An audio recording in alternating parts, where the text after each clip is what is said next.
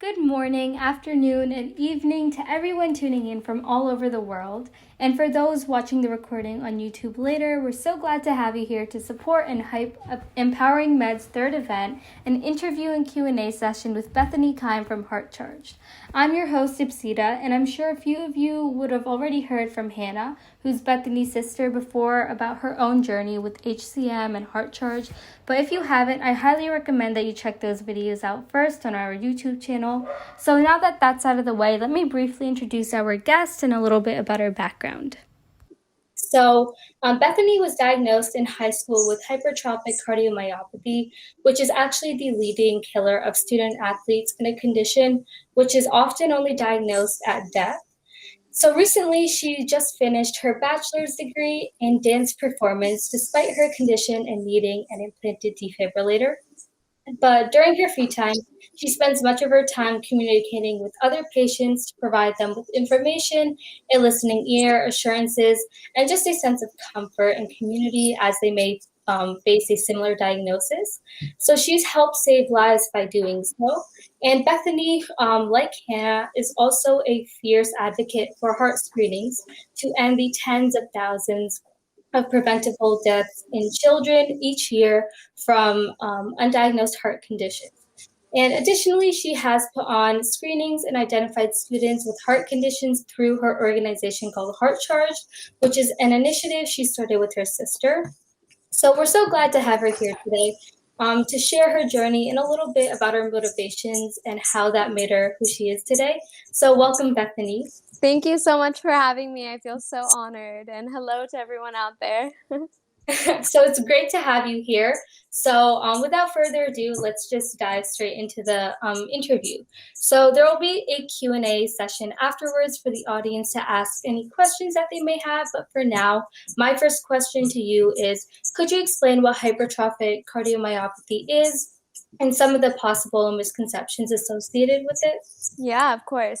So, hypertrophic cardiomyopathy is where your left ventricle wall in your heart is thickened or enlarged. So, it happens definitely during physical activity and things of that such when you really feel your heart beating fast. That left ventricle wall is so thick it makes it hard for the blood to get through. So that's basically the easy definition of it. And a lot of the biggest misconceptions is they call it an asymptomatic condition. I mean, asymptom like has asymptom like symptomatic. I can't even think of the word now. Symptoms, right? Symptoms. Oh Right. my gosh, asymptomatic. That's it. That's the word. I don't even know what happened.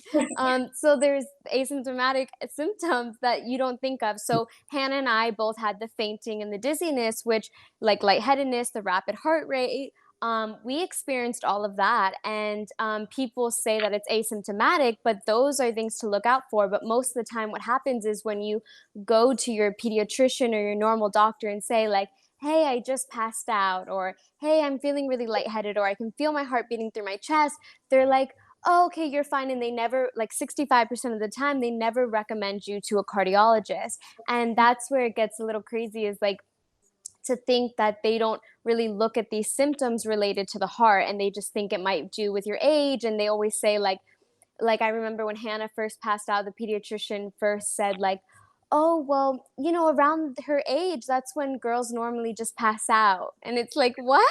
Yeah, Like, you're like, no, I don't think that's right." You know what I mean? And yeah. especially another thing too is like living with this condition that's a genetic condition and not being so September will mark 8 years since we both were diagnosed, but we live our whole lives with it. So it was like our normal. So we didn't know, you don't hear about it. And so a lot of the time it goes undiagnosed before it's too late because nobody knows what to look for. Nobody knows like what to say to the doctor and all of that such. So I think those are like the biggest misconceptions.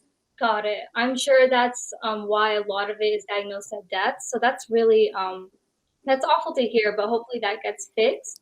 So, what would you say your kind of quality of life was before your diagnosis, and how has it kind of changed throughout different periods in your life? Yeah, so I definitely think the beginning of my diagnosis, I was dancing full time with Miami City Ballet. So It's kind of crazy how it happened. So I was 1 week into, I got asked to be part of Miami City Ballet's pre-professional ballet program. So that meant that I left my normal high school and I was dancing 6 days a week for 8 hours plus a day. So I was doing all virtual school. 1 week into the program, I get diagnosed, and it was just, I didn't think it really affected me. Like, I kept dancing, they put heart halters on me, I was immediately on medication, and I would, like, of course, feel like the rapid heart rate, but I think I became super hyper aware of my body a little bit more, but I didn't feel like too different. Like, you know what I mean? Like, I didn't want to feel different, so maybe it was like Yeah. me like fighting against it, you know? Like being like, no, no, no, I don't have this. I'm totally fine. But I was just a little bit more cautious, of course, but I still didn't have like full answers. You know what I mean? So it was still like a learning process. I was still going through it. Like Hannah, they immediately told her, like, stop physical activity. Me, they were like, oh, okay, your heart is not as thick as Hannah, but it's thick. So let's just do this and see where it goes. And I had like a few times on the heart halter, they saw some things that they didn't like, so they would up my medication. But I as you know, I went on and graduated with a dance performance degree. Yeah. Um, and all of that. But then recently, at my most recent checkup, um, which was June 14th, is when they said that I would need a heart transplant. Oh. Yeah, and so that was like the biggest news for me. And starting this past January, I would like wake up and my heart would like be beating at 120 beats per minute. Like I would just wake up, and like I started really feeling it a lot more this past year. And then I was just like, it was really hitting me and I felt it. And after that doctor's appointment, when they said heart transplant would be my future, I was like, wait, what? And so I guess when I did a cardiopulmonary stress test, they saw some numbers that they didn't like. And so basically, my heart was in failure, and they don't know how rapidly it's decreasing. So with more tests, of course, they would find out. But then that really hit me, like, maybe I am not as healthy as I thought I was. And maybe those symptoms that I was feeling and how it was like hitting me really hard was like finally it catching up to me. You know what I mean? And so that really affected me. Right. That's hard to hear. So, do you still have to go through with the transplant or? So they're gonna do a couple more testing. So they'll follow up with that cardiopulmonary stress test in 6 months, and then they're gonna compare the numbers. And then once those numbers are compared to see how rapidly it's decreasing and getting worse, then from there they will determine how soon I would need a heart transplant. But basically, my cardiologist was like, Hannah and I we didn't real well, we're going to heart failure specialist, right? So you have like hypertrophic cardiomyopathy specialist. So after we kind of grew out of pediatrics, we went to a heart failure team. And to us, we just thought we were seeing more cardiologists. We didn't like put it together like, oh, we're at a heart failure team for a reason, because maybe our heart is in failure. Right. So when Hannah had heard about heart transplant a while back, and so this was my first time them saying the word to me, and it really hit me. And I was like, when they said it, I was like, oh, I need one. And they're like, yeah, you, with your condition, you knew you were going to need one eventually. And it just like hit me really hard. I was like, okay, so it is getting worse. You know what I mean? And it has grown. Like my heart has increased in size, that left ventricle wall, and some of my numbers that they look for when they do blood work has gone up and all of that. And I do feel it a little bit, but that doesn't stop me. I still like work out every day, still try to maintain active, super aware of my body now, but just like being smart about everything. Yeah, that's really impressive that you continue to dance and everything. So my next question is, what was your like initial diagnosis like? Did it come as some sort of shock to you? Like I know you did explain a little bit. Hmm. And did you start getting like treated differently in certain situations? Yeah. So when I first got diagnosed, so Hannah gets diagnosed, and then my mom, we have so it's Hannah and I, and then 7 other siblings. So there's 9 of us all together. Yeah. So it goes 6 boys, me, Hannah, and we have a little sister. And so so my mom, after we find out that my aunt has it, my aunt tells my mom, you got to get the kids checked. My mom gets one doctor's appointment 6 months later from all of this craziness happening, because it's really hard to get a pediatric cardiologist appointment when you have no symptoms and you don't know what's wrong with you. So Hannah goes in. My mom has a feeling, take Hannah. She gets diagnosed with it. So my mom's like, well, I need like 8 more appointments for like all my other kids. Right.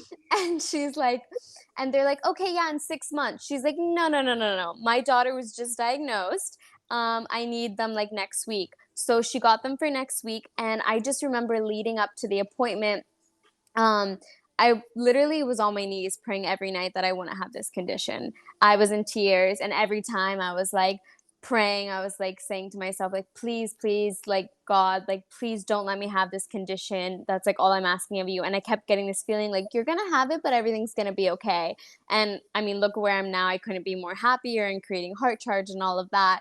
Right. But it definitely, even knowing that, when I did go into the appointment, like I still remember it so vividly. And they did the EKG, they did the echocardiogram, and then we went into our doctor's office, and I'm like sitting there, and she's like, so you have hypertrophic cardiomyopathy too. And it's not as bad as Hannah's, but it is something that will continue to progress and get worse over time. And where she's like, I'm not gonna, it's all up to him up there how it goes. And she like went like that. And she's like, I'm gonna put you on medication, sent me home with a heart halter. And I was just in tears. I cried the whole time. I didn't want to believe it. You know what I mean? I was like, and I didn't know what to expect. I've never heard of anybody else with this. It was super new to me. And I was like, what is going on? Like, I'm fine. I dance. Like, what are you doing?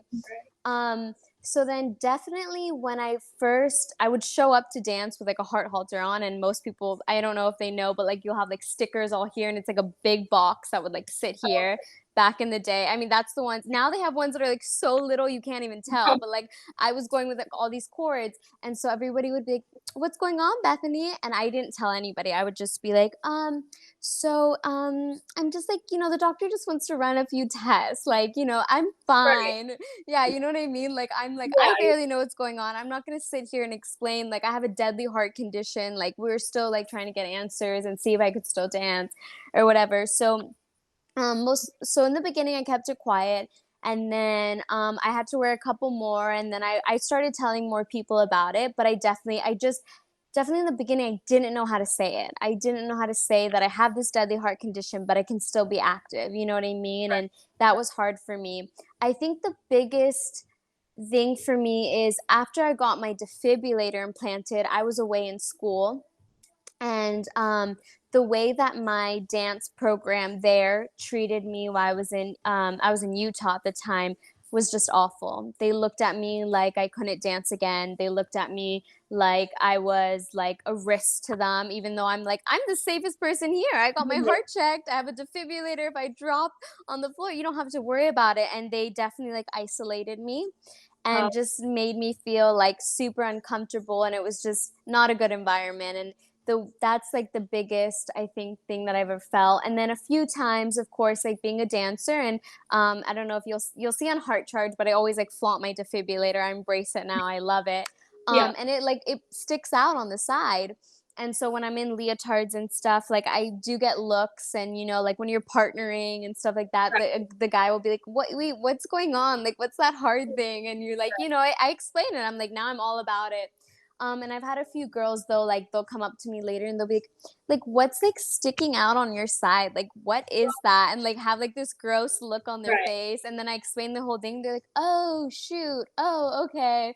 But and definitely that's just some of like the things that people don't see it. And that's like another thing that I would love to change, is like to make people more aware that heart disease and heart conditions affect young people. You know what I mean? Like having a defibrillator at a young age, or having a heart transplant scar down your chest is normal I mean, not normal, but it does affect young people at a normal age. You know what I mean? But yeah. Right. So I do know that you kind of created this organization with your sister based on more of your like personal experience with HCM. So could you explain how that kind of what's it like influenced your like how you run Heart Charge and what goals you have with it?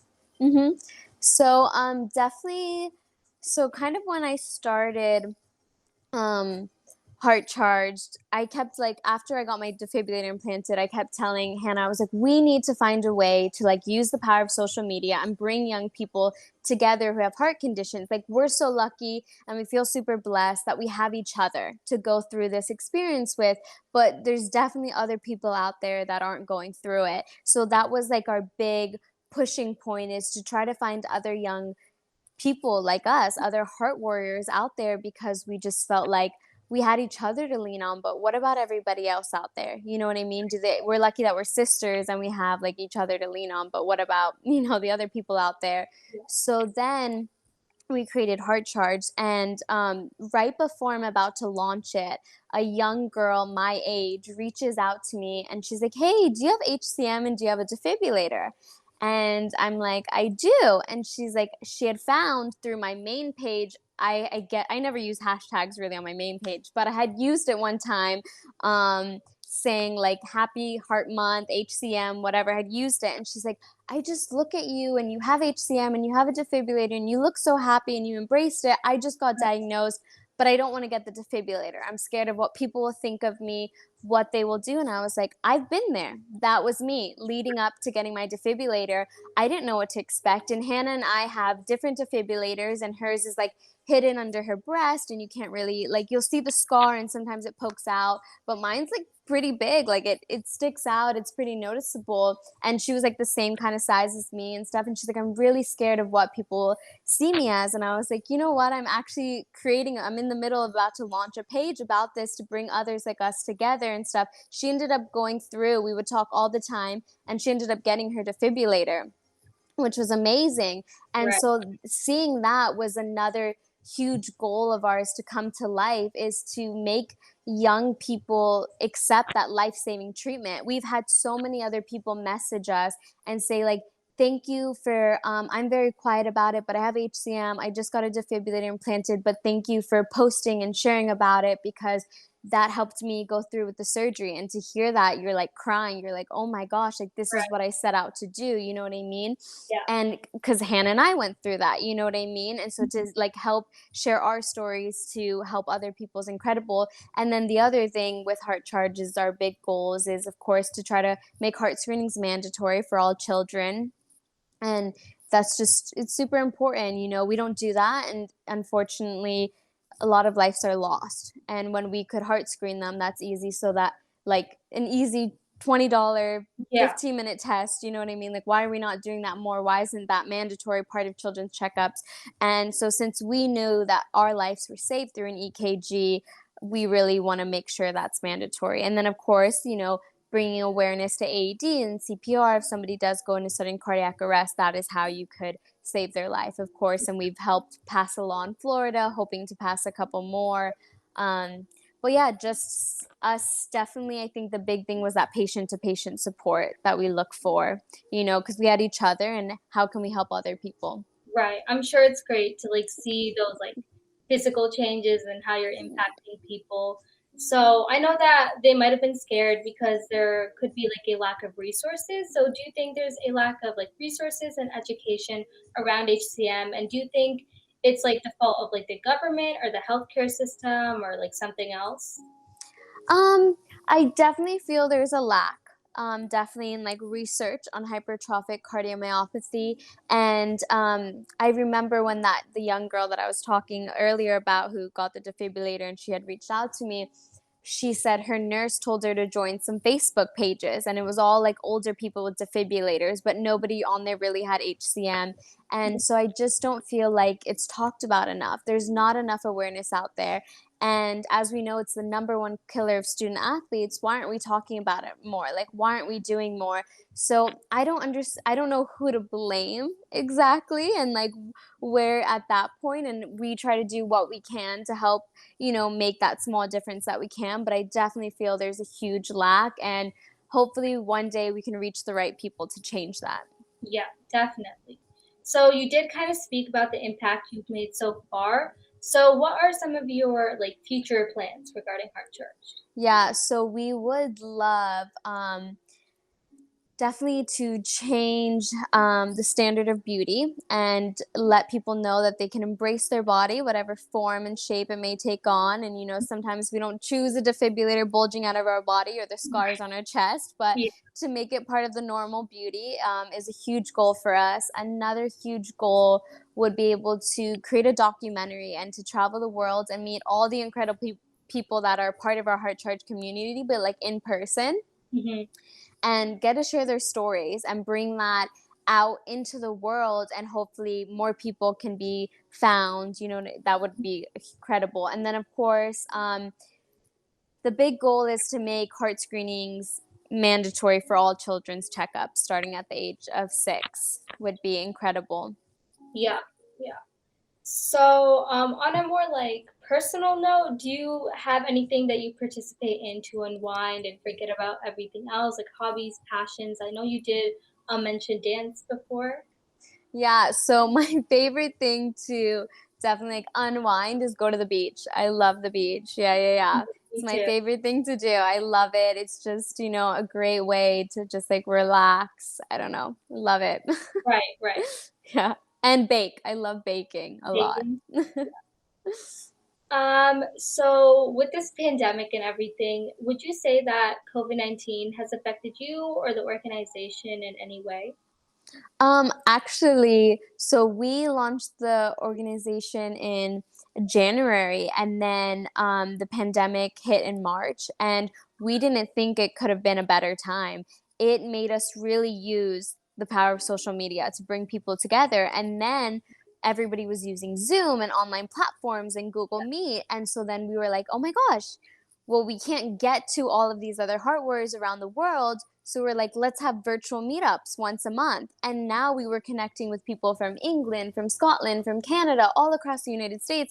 And we thought to ourselves, like, would we have thought of that? Would we have come up with that if Right, it wasn't for the pandemic? And of course, it shut down a lot of people, it isolated people. It was hard on a lot of people, and I don't like, and of course it was hard on everybody, you know what I mean? But I definitely think we were able to really be smart and how can we really reach people, and it didn't stop us, and we were still able to put on heart screenings when it became a little bit more safe. We were able to still go to schools and donate AEDs, still get the law passed, but definitely made us be creative in the ways that we could try to reach people.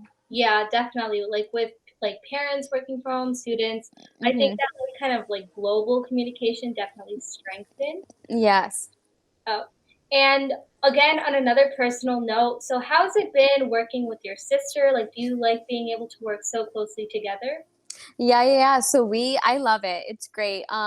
We're definitely different the way that we are and like who we are, but we're sisters. We share some of the same qualities, but I think it's absolutely perfect. We can just like bounce ideas off of each other, and we find a great way to mesh, and we really use each other's talents and just continue to strengthen them, but we work with each other, and I love it. Unfortunately, she's in school in Orlando, and then I'm in Miami, so we're not too far from each other. But she's full-time work, full-time school and stuff like that. So we do a lot of like online meetings like Right. this, through FaceTime and Yeah. such. But I absolutely love it. I love getting to work with her, and I think we just make such a great pair, and Yeah. the way we approach things, and definitely the way that we've experienced our HCM and kind of our own journeys helps us reach more people too, in a way, like to connect. Like we'll have somebody will jump on maybe Heart Charge and send us a DM, and they're like, I have a Boston Scientific defibrillator, and I'm like, oh, okay, I'll answer because I have that one. And then she'll be like, somebody will jump on and be like, I have a Medtronic one. She'll jump on and answer. This person will be like, I went through sudden cardiac arrest, and Hannah has, and it just works so great. And I think we feel super blessed that we experience different things. We have each other to lean on, but now we can help reach more people with it. Right. Because I can definitely see that your dynamic has worked. Your organization's so big and like impactful. So Thank speaking you. of, is there anything that we as an organization can do to raise more awareness about HCM? I think I think the biggest thing is to be able the warning signs, like to be able to tell people what to look for and to say like, hey, if you feel rapid heart rate or if you feel like you are lightheaded or if you fainted or your dizziness, please bring it up with your doctor or put matters in your own hand and go get an EKG to do that. I think the biggest thing that we can do right now is definitely just raising more awareness about it and the symptoms that we overlook like we were talking about in the beginning, you know what I mean? Yes, yes. So far, as we've heard from Hannah, her defibrillator has saved her life twice. So, would you say that yours has done the same for you? And would it be possible for you to share with us some of your experiences living with HCM? I have not been shocked by my defibrillator like Hannah. The only time I was shocked was when I was under and they put it in me. They just check and make sure that it Okay. works. Yeah, yeah. I haven't been shocked, but I definitely so when Hannah got hers, and seeing it save her life just 6 months after, then it definitely made me think like I definitely thought, oh, I don't need one, I don't need one. And then I had a few like scary fainting episodes where I was like in the shower and I just collapsed. Nobody knows why, nobody knows what happened. And then a few months later, that was summer, and then a few months later, around the fall time, again in the bathroom, I don't know why, walked into the bathroom, and that's all I remember. And I woke up and I'm on the floor. And so I bring it up with my cardiologist, and he's like, okay, I think we're gonna need to put a defibrillator in. I'm like, oh, okay. And I'm thinking, like, it saved my sister's life. I didn't think I would need one. Okay, that's fine. And then we do some more tests, and then I get a call, and he's like, all right, in a week and like in 1 week, you're gonna come in at 6 a.m. We're gonna put your defibrillator in. I'm like, what? I'm like, wait. I'm like, oh, okay. And it was like really quick. It happened really quick, but I kept thinking to myself, it saved my sister's life. So I have the same condition. I might as well, I'm gonna need one, and he thinks I need one. So to me, it's been a huge safety blanket. And though it hasn't, you know, shocked me yet, just knowing that it's there, and if something were to happen, I feel really safe. Okay. Yeah, definitely. So to like kind of go back to the times that you were with your doctor, would you say there was some sort of like effective doctor-patient communication at that time? And what's your relationship kind of like between you and your doctor right now? Okay. So we've I've had a few different cardiologists. So the one that diagnosed me, incredible, amazing lady. She could basically just listen to your heart and she knew you had HCM. Like she was so smart, like incredible lady, the sweetest lady ever. And then we moved to a new cardiologist, and this cardiologist, he knew what he was doing, but this was a really new HCM, the new condition, a new diagnosis. We were young. And so we would show up to the appointments, and every time we would cry. And he knew us as the sisters that would cry every appointment. And Oh, you're like, yeah. So you're like, okay, great. So then when I went to school in Utah for a little bit, we got recommended to see a team out there. And that's where I got my defibrillator. And then when Hannah went out there, she saw the team as well. Absolutely great team out there. And that was like a heart failure team. Great team, great relationship. We still have a great relationship with him now. Super supportive of Heartcharged and what we're doing. And definitely we were able to, which I loved about him, is we were able to sit down and they would be like, okay, this doesn't look good or this doesn't look good. And we'd be like, can you explain what that means? right. What is that? And then Hannah and I both came home from Utah, and then we got a new cardiologist here in Miami. We had one, and then she was great. We had her for a year. Great relationship, supported Heartcharged, so easy to talk to, so loving.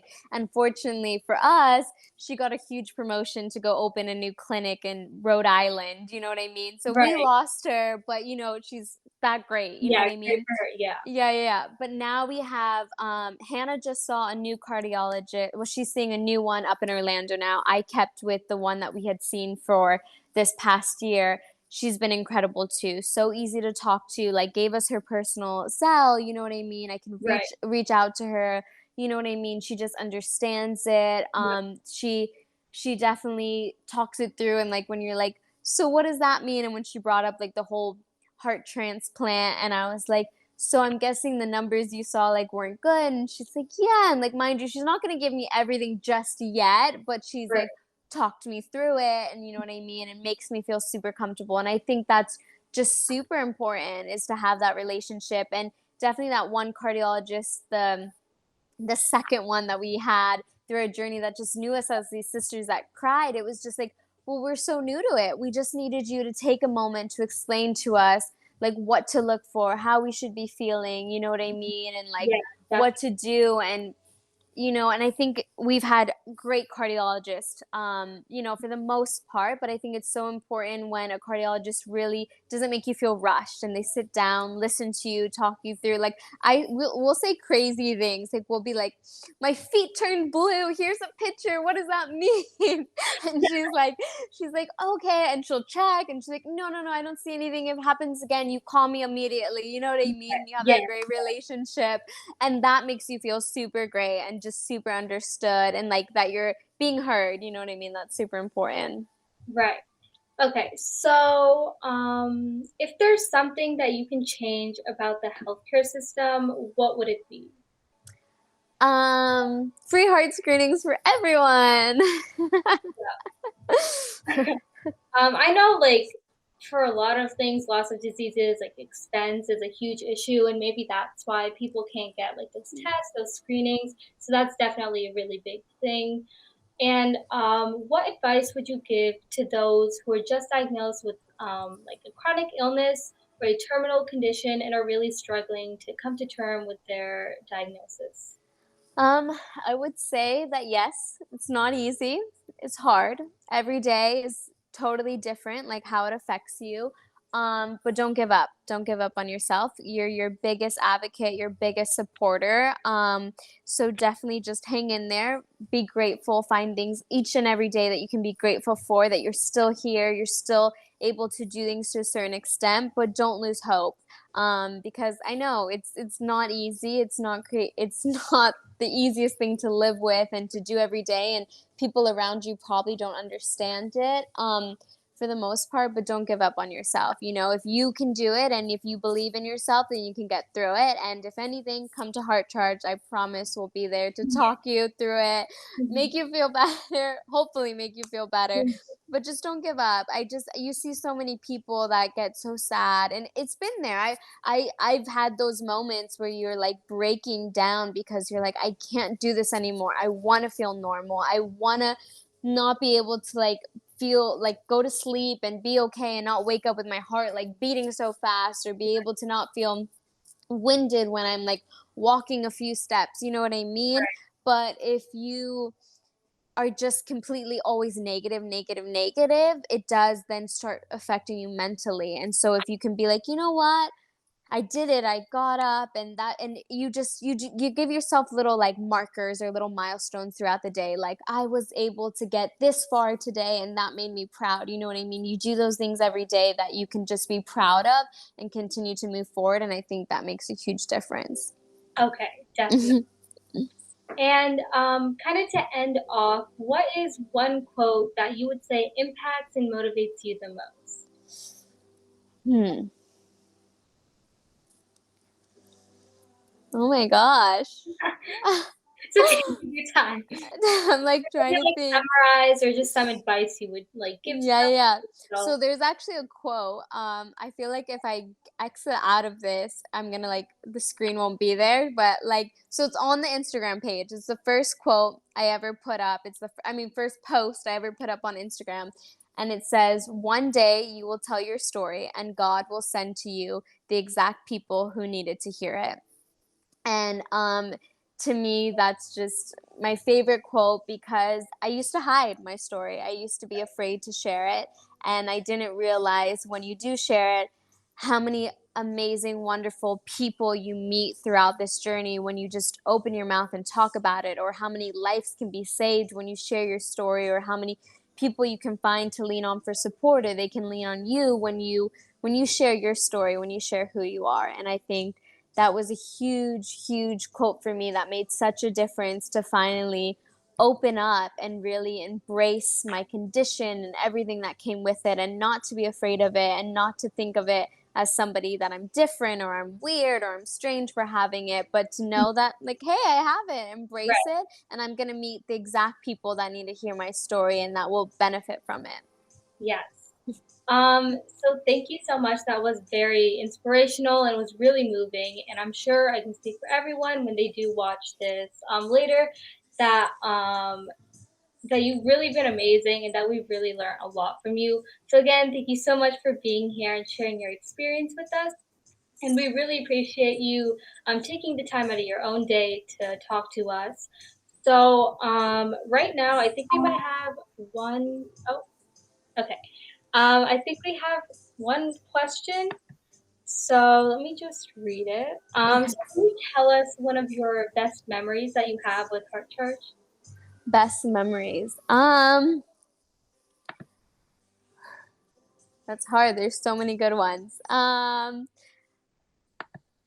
think the biggest one, the best memory I have that really impacted me, and I don't want to say it's a best, like, it's a great memory, is when I hosted my first heart screening, and a kid in that heart screening had Wolff Parkinson White syndrome, and we diagnosed him. And it was a soccer team of about 30 kids. We heart screened that day, and out of 30 kids, one kid had this, and we were able to find it.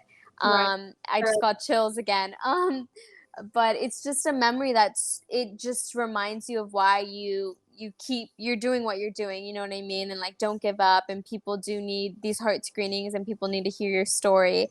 Um, and then I think another great memory is just got we got some nominations for these We Go Health Awards, and there was like 21,000 people that were in the running, and Hannah and I got our finalists for best team performance. So it's like a duo or a group of people that are helping make an impact in in the medical world, or out in, like, not the medical world, but out in like the community and like health wise.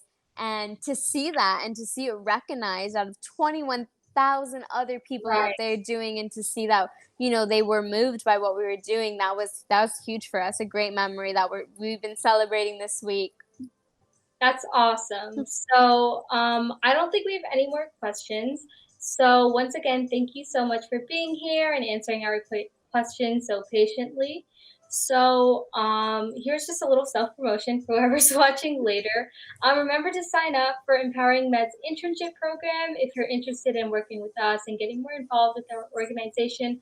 We offer tons of amazing benefits like recommendation letters, volunteer hours, opportunities for new initiatives, and just different leadership roles for you to take up within our organization. So be sure to register using the forms set in the chat and later in the Discord. So again, Bethany, thank you so much for your participation in our third event, and we hope to see you in more of our future events.